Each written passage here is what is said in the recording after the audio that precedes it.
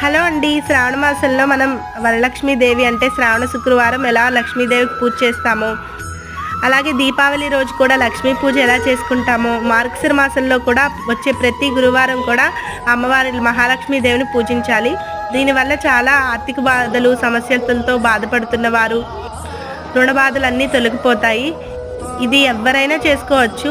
ఒక వారం చేయకపోతే రెండో వారం చెబితే 3, 4 వారం, ఆఖరికి పుష్యమాసపు మొదటి గురువారం కూడా ఈ పూజ చేసుకోవచ్చు. నార్మల్గానే ఈ పూజను పలానా వాళ్ళే చేయాలి అని ఏమీ ఉండదు, ఎవరైనా చేసుకోవచ్చు. అమ్మవారికి నియమాలు ఏమిటంటే శుచి, శుభ్రత.